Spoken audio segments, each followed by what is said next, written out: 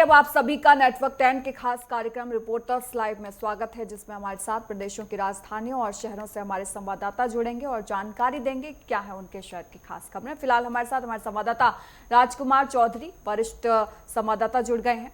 राजकुमार, अगर मैं देश और विदेश की बात करूं तो क्या बड़ी खबरें आज की है? देखिए भारतीय आज छठा दिन है मानसून सत्र का और संसद भवन के अंदर जिस तरीके से पिछले 5 दिन का जो समय गुजरा है उसको निश्चित तौर पर बहुत बेहतर नहीं कहा जा सकता। हम दुनिया का सबसे बड़ा लोकतंत्र है, इस बात को लेकर तमाम तरह के जो कयास है वो लगाए जा रहे थे। तमाम तरह के प्रयास जो है सरकार की तरफ से किए गए। कल संसदीय कार्य मंत्री किरण रिजिजू जी ने घोषणा की कि 16-16 घंटे दोनों सदनों में जो है इसकी चर्चा होगी। आज 12 बजे इसका जो श्री गणेश है वो रक्षा मंत्री राजनाथ सिंह करेंगे और 16 घंटे तक केवल ऑपरेशन सिंदूर पर चर्चा होगी। ऑपरेशन सिंदूर को लेकर जिस तरीके से अगर बात करें हम तो कांग्रेस के जो सांसद हैं उनकी तरफ से एक बहुत जो शर्मनाक बात जो कही जा रही है चिदम्बरम की तरफ से कि पाकिस्तान से जो आतंकी आए थे, जो ऑपरेशन सिंदूर में जो हमला करने के लिए आतंकी आए हैं वो पाकिस्तान से आए हैं, इस बात के सबूत नहीं है। तो इस बात को लेकर कहीं ना कहीं राजनीतिक हलकों में उनके प्रति नाराज़गी है और तमाम तरह के जो प्रयास है वो किए गए हैं। हालांकि कांग्रेस की तरफ से उनका बचाव भी किया है। कांग्रेस के जो एक बहुत वरिष्ठ सांसद हैं उन्होंने स्पष्ट तौर पर इस पर अपनी टिप्पणी देते हुए कहा है कि शायद उन्हें इस बात की जानकारी नहीं होगी। तो ये बात ज़रूर तय हो जाती है कि आज जिस तरीके से ऑपरेशन सिंदूर पर चर्चा शुरू होगी, 16 घंटे तक जो समय मुकर्रर किया गया है वो निश्चित तौर पर हंगामा उसमें होगा, क्योंकि पंजाब में जो गहन परीक्षण किया जा रहा है मतदाता सूची का, उसको लेकर पिछले 5 दिनों में जिस तरीके से रवैया रहा विपक्ष का, उसको लेकर जो है वो कहीं ना कहीं बहुत जो सहज अगर हम कहें संसद को तो संसद नहीं चली है।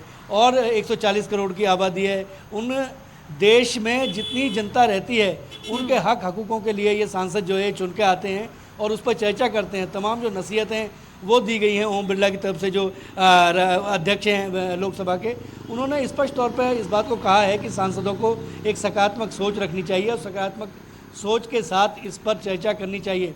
राजनाथ सिंह किस तरीके से इस बात को रखते हैं, क्योंकि पूरी दुनिया में अगर देखा जाए तो हम अभी ऑपरेशन सिंदूर के दौरान तमाम जो हमारी सुरक्षा एजेंसियां हैं वो लगातार ये पता करने का प्रयास कर रही हैं कि देश में कहाँ कहाँ जो गद्दार हैं वो छिपे हुए हैं, जो देश को अस्थिर करना चाहते हैं।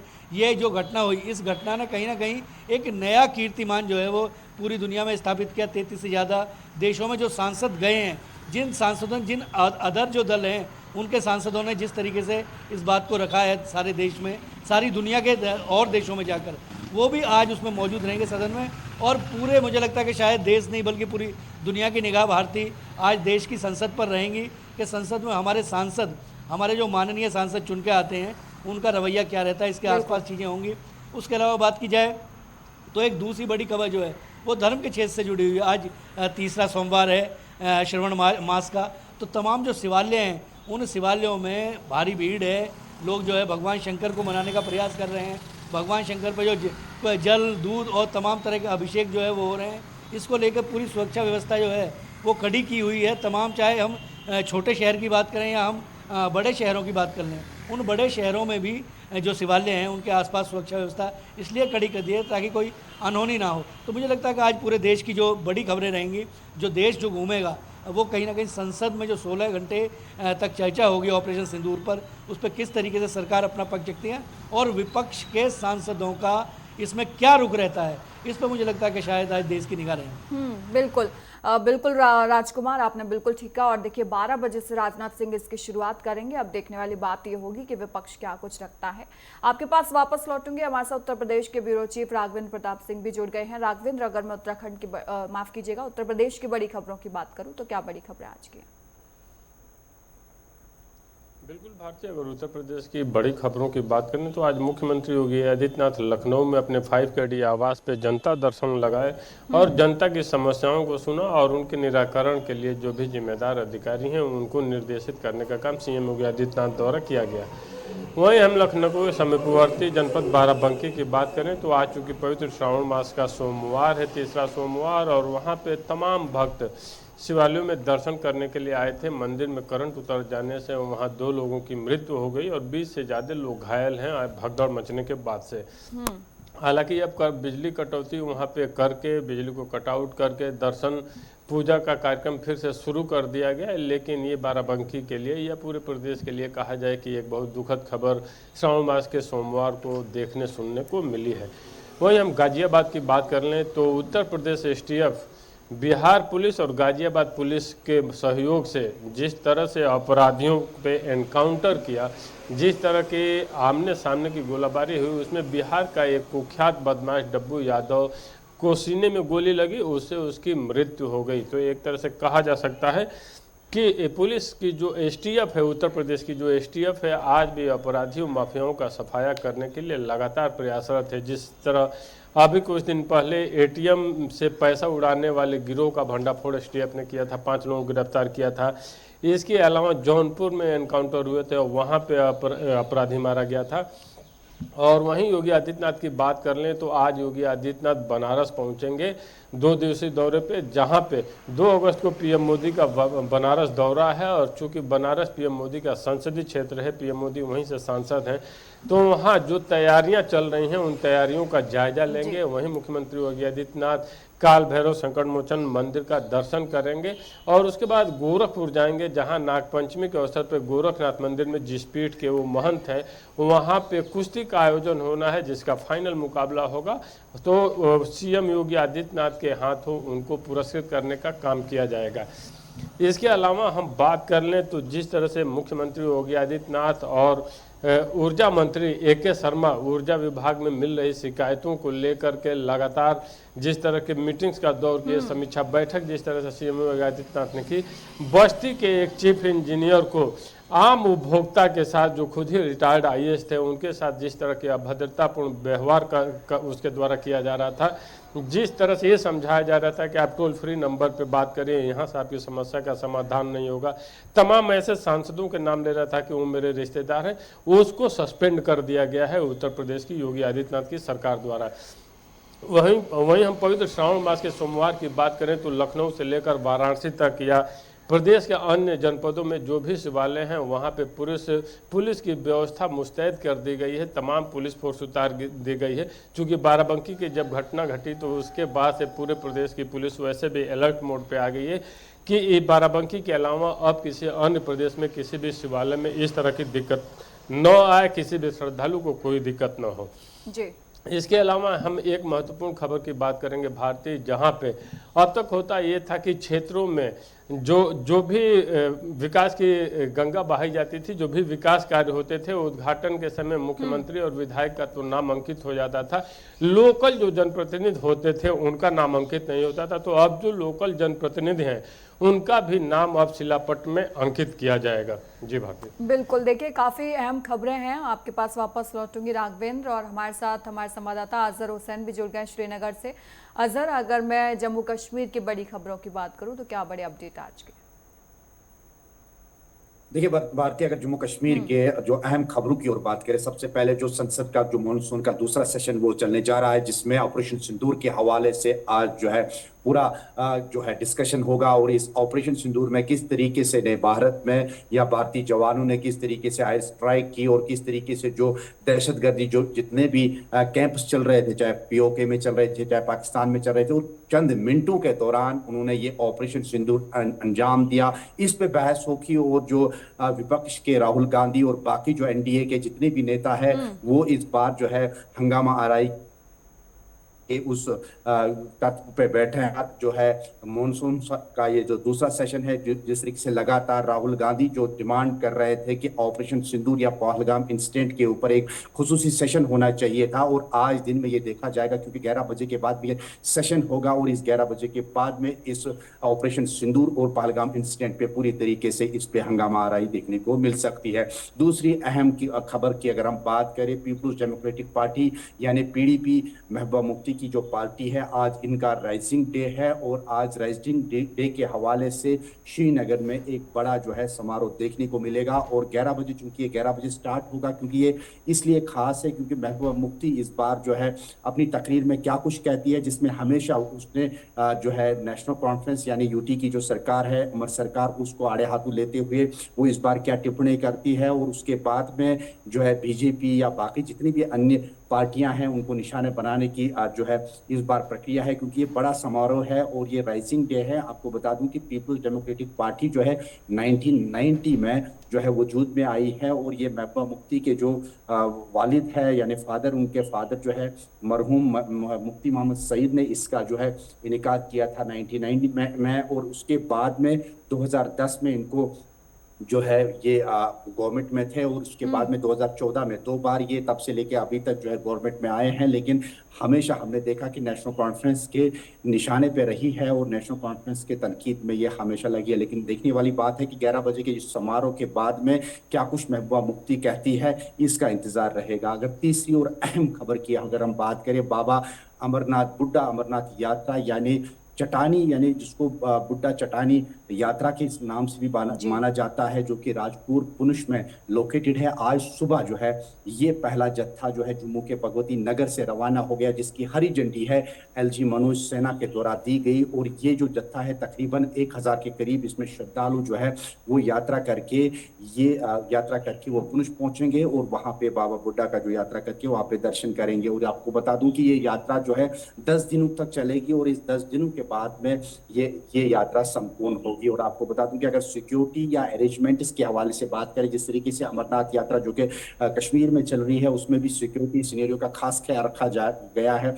3 लेयर सिक्योरिटी सिस्टम और उसके साथ साथ जो है सर्विलेंस टीम और ड्रोन्स के जरिए इस पूरे यात्रा की निगरानी भी की जाएगी और जगह जगह पे मजीद बैंकर्स का भी जो है इनकाद अमल में लाया जाएगा। और ये पुंछ वही इलाका है जहाँ पे ऑपरेशन सिंदूर के दौरान या इंडो पाक के दरमियान जब कशीदगी हुई थी, यहाँ पे काफी सारा नुकसान हुआ था और नुकसान होने के साथ साथ काफी सारे जो मुकामी लोग हैं उनकी जानें भी चली गई थी। बाद में गवर्नमेंट की जानिब से, सेंट्रल गवर्नमेंट की जानिब से उनको रिहेबिलिटेट भी किया गया और उनको मकानों के साथ साथ जो है मुआवजा भी दिया गया। और यही वो इलाका है जहाँ से ये वो बुड्ढा अमरनाथ यात्रा जो है आज से स्टार्ट होगी। इसकी बाज़ाब्ता तौर पे जम्मू में एलजी मनोज सिन्हा के द्वारा इनको हरी झंडी दी गई और इस हरी झंडी के दौरान जो है डिप्टी कमिश्नर जम्मू और बाकी जो है फौज के अलावा काम भी मौजूद रहेंगे।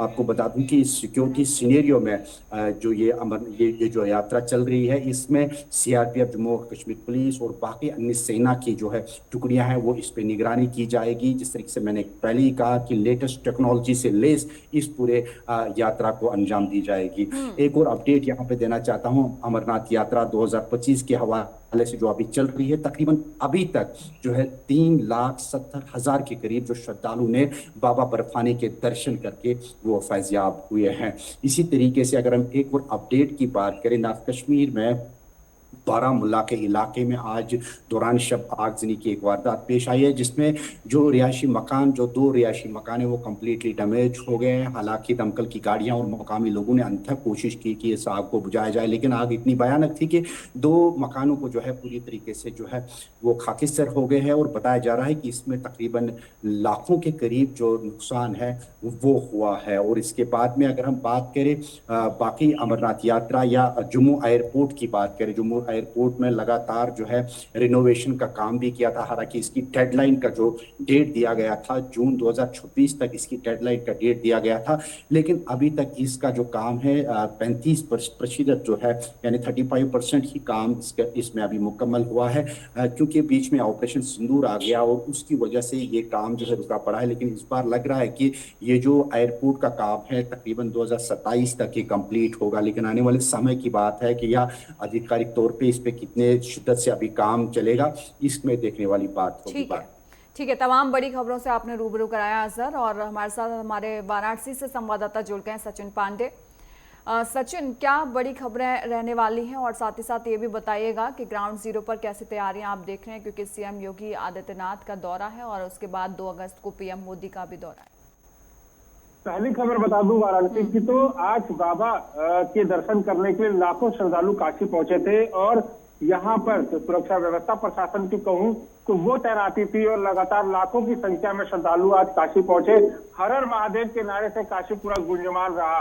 दूसरी खबर की बात कहूँ तो यहाँ पर नगर निगम की भी अपनी एक पहल है। लगातार जो बारिश से इस समय जो कह सकते हैं नाले और जो तमाम जितनी भी चीजें देखने को मिले, नगर निगम उस पर पूरा का पूरा एग्रेसिव होकर काम जो है वो करता हुआ नजर आ रहा है। और तीसरी खबर की बात कहूँ तो गंगा का जो पानी है जलस्तर है वो घटता हुआ नजर आ रहा है। तो कह सकते हैं कि जो गंगा की स्थितियां जो थी, गंगा जो अपने उफान पे थी, वो कहीं ना कहीं जो पानी था वो घटता हुआ नजर आ रहा है। चौथी अगर मैं बात कहूँ तो आज मुख्यमंत्री योगी आदित्यनाथ आज शाम यहाँ पर काशी पहुंचेंगे, क्योंकि 2 तारीख को प्रस्तावित दौरा प्रधानमंत्री नरेंद्र मोदी काशी पहुंचेंगे। उसके बाद उसको देखते हुए आज सीएम जो मुख्यमंत्री है वो पहुंचेंगे और जो स्तरीय बैठक है वो करेंगे मुख्यमंत्री योगी आदित्यनाथ। जो भारतीय जनता पार्टी कार्यकर्ता और जितने भी आला अधिकारी है उनके साथ बैठक करेंगे और जो 2 तारीख को पीएम का जो कार्यक्रम है वहां पर निरीक्षण भी करते हुए नजर आएंगे। जी हाँ बिल्कुल, देखिए तमाम तैयारियां जो हैं वो हो रही हैं। आपके पास वापस लौटूंगी और राजकुमार आपके पास आते हुए, देखिए आज का दिन जो है बड़ा खास है। एक तरफ उत्तराखंड की अगर मैं बात करूं तो आज पंचायत चुनाव का दूसरे चरण का आखिरी मतदान जो है वो हो रहा है और दूसरी तरफ ऑपरेशन सिंदूर जिस पर पूरे देश की निगाहें जो हैं वो टिकी हुई हैं। क्या लगता है विपक्ष का इस बार क्या रुख कैसे रहने वाला है, क्योंकि इतने दिनों से सिर्फ हम हंगामा ही देख रहे हैं। देखिए, भारतीय दुनिया के सबसे बड़ा लोकतंत्र होने के नाते हिंदुस्तान की जो संसद है उसको पूरी दुनिया में एक बात जरूर माना जाता है कि हिंदुस्तान के अंदर अपनी बात कहने का अधिकार हर व्यक्ति होगा। देखिए कितना प्यारा सिस्टम बनाया हुआ है संविधान, हमें जहां हमारे मौलिक अधिकार देता है तो साथ साथ हमारे कर्तव्य भी डिफाइन करता है कि देश के प्रति अगर हमारे अधिकार हैं तो हमारे कर्तव्य भी बनते हैं। एक आम आदमी के पास सबसे बड़ा अधिकार है वोट देने का। वो वोट देता है, अपना सांसद चुनता है और वो सांसद उन वोटों के जरिए चुन के हिंदुस्तान की सबसे बड़ी जो अदालत है, जो संसद है, जो सबसे बड़ी पंचायत है, उस पंचायत के अंदर आता है और वहाँ पे कानून बनते हैं।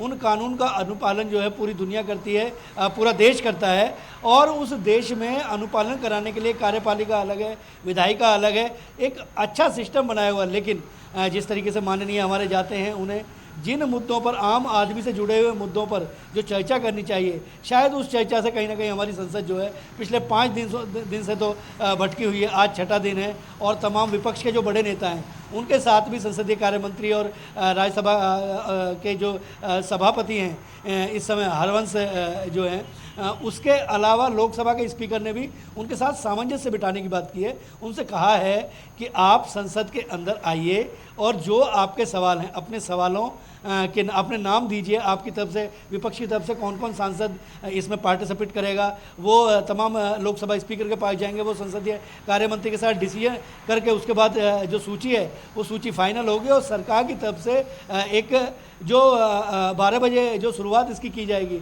उसमें कहीं ना कहीं राजनाथ सिंह इस पूरे घटनाक्रम को बताते हुए नजर आएंगे और ये बताते हुए नजर आएंगे कि ऑपरेशन सिंदूर को चलाकर किस तरीके से भारत सरकार ने 140 करोड़ की जो आवाम है, जो जनता है, उस जनता के स्वाभिमान को किस तरीके से स्थापित किया है। उसके बाद तमाम जो क्रॉस क्वेश्चन है वो आएंगे, उन क्रॉस क्वेश्चन जो है उनके जवाब बारी बारी से सरकार की तरफ से दिए जाएंगे। तो ये जो संसद है, संसद का आज जो सत्र चलेगा उस सत्र से बड़ी उम्मीद है। लेकिन क्योंकि पिछले 5 दिनों की जो कार्रवाई रही है उससे अगर इसको तोल के देखा जाए तो निश्चित तौर पर आज भी विपक्ष आक्रामक रहेगा और किस तरीके से चीज़ें आगे बढ़ती हैं, क्योंकि अभी भविष्य के गर्त में छिपी हुई हैं चीज़ें। 12 बजे के बाद किस तरीके से सामने आती हैं चीज़ें, इस पर मुझे लगता है कि शायद हमें अभी इंतजार करने की आवश्यकता है। जहां आपका दूसरा सवाल है, क्योंकि देखिए पंचायत व्यवस्था जो है, गांव में एक व्यक्ति अपने पंच को चुनता है, पंच मतलब प्रधान को चुनता है और एक लोकतांत्रिक व्यवस्था बनती है। उस प्रधान के जरिए उस गांव का जो विकास है, वो विकास की जो ब्यार है, वो विकास की ब्यार जो है वो बहती है।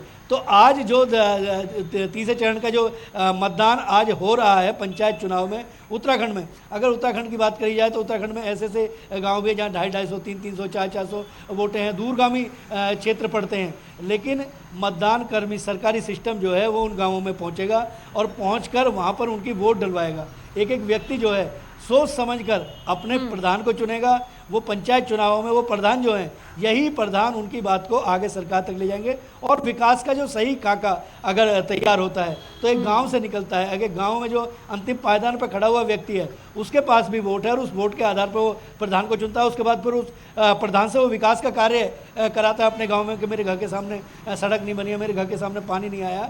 उसके लिए तमाम जो बजट है उस बजट को सरकार के बीच का एक जो तालमेल है, जो अधिकारियों के बीच एक सामंजस्य बैठता है, वो ये प्रधान बैठाते हैं। तो एक इतना बढ़िया लोकतंत्र में इतनी बड़ी पंचायत जो व्यवस्था है, ठीक है राजकुमार, कहने का मतलब है आज का दिन जो है वो काफी मायनों में विशेष है और काफी लहजे से अगर देखा जाए तो कुछ लोगों के लिए भारी भी होने वाला है। जैसा कि आपने जिक्र किया, चाहे लोकसभा के सभापति ओम बिरला की हम बात कर लें या फिर राज्यसभा के उपसभापति जो है हरिवंश नारायण सिंह के बारे में बात कर लें, तो तमाम चीजें हैं जो देखने वाली रहेंगी। एक छोटा सा कमेंट राघवेंद्र मैं आपसे भी लेना चाहूंगी। उत्तर प्रदेश में जिस तरीके से सियासत चल रही है और आज देखिए ऑपरेशन सिंदूर पर अखिलेश यादव भी बोलते हुए नजर आएंगे, तो विपक्ष इस मुद्दे को उत्तर प्रदेश में किस तरीके से दिखाने की कोशिश कर रहा है? बिल्कुल भारती, अगर हम अखिलेश यादव की बात करें तो चूंकि वो भी उत्तर प्रदेश से सांसद चुने गए हैं, उत्तर प्रदेश की राजनीति करते हैं, पूर्व मुख्यमंत्री रहे, जिस तरह से उन्होंने बयान दिया है मीडिया में अभी कि चाइना से कोई व्यापार नहीं करना चाहिए, बंद कर देना चाहिए, थोड़ा बचकाना उनका बयान दिखा। क्योंकि व्यापार की अपनी नीतियां होती हैं, अपने समझौते होते हैं और उन समझौतों के माध्यम से ही एक राष्ट्र दूसरे राष्ट्र से व्यापार करता है।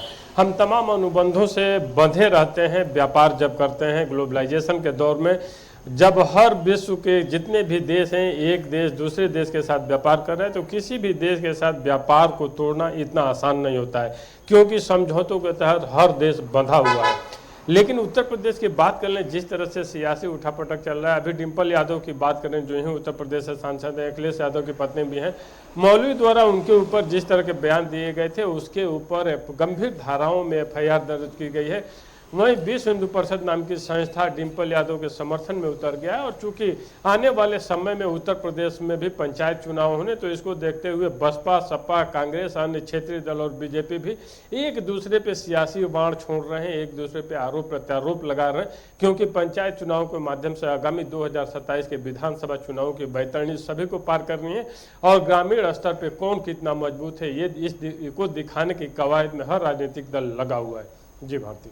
हाँ देखिए, बिल्कुल तमाम जो है सवाल जो है वो बने हुए हैं और इसी के साथ साथ एक कमेंट जो है असर मैं आपसे भी लेना चाहूँगी। अमरनाथ यात्रा को लेकर जो अपडेट आप दे रहे हैं उसमें मानसून भी देखिए, मौसम जो है वो भी एक बड़ी चुनौती जो है बना हुआ है। किस तरीके से सरकार इससे निपटेगी, इसके लिए एक छोटा सा कमेंट।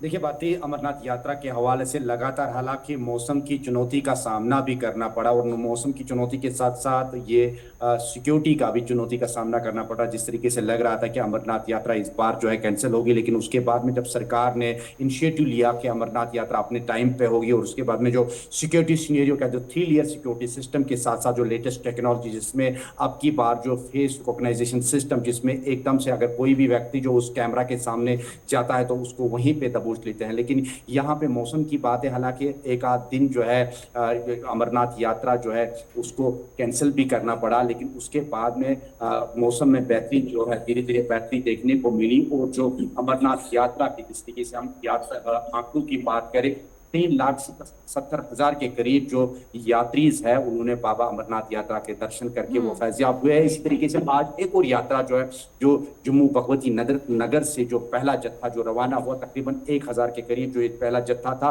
जिनको LG मनोज सिन्हा के द्वारा वहां से फ्लैग ऑफ करके उनको पुंछ के जो राजपुरा में लोकेटेड बुड्ढा अमरनाथ यात्रा, उसके हवाले से भी अपडेट यह है कि 1,000 के करीब जो श्रद्धालु है वो अभी वहां से कूच करके चले हैं और शाम तक वो पूंछ पहुंचेंगे, राजपुरा पूंछ, और वहां पे पूजा पाठ करके या दर्शन करके वो वहां से फैज़याब हो गए। कहीं ना कहीं सिक्योरिटी सिनेरियो के हवाले से जो है चाको चौबंद है, इंतजाम चाको चौबंद है। और मौसम की अगर बात करें, अगर कोई भी आपातकाल की स्थिति पैदा होती है, जिस तरीके से हम देख रहे हैं कि लगातार मॉक ड्रिल्स किए जा रहे हैं, जिसमें हेल्थ डिपार्टमेंट, सिक्योरिटी फोर्सेस और तमाम तर जितनी भी एजेंसियां हैं उन्होंने मिलकर मॉक ड्रिल किया। और अगर कोई भी आपातकाल की स्थिति पैदा होती है तो उस समय जो है सब महकमे यानी सब डिपार्टमेंट मिलकर उससे निपटारा कर सके। फिलहाल अपडेट यह है कि आने वाले समय में जो है अमरनाथ यात्रा मौसम के हवाले से रवाना हुआ है।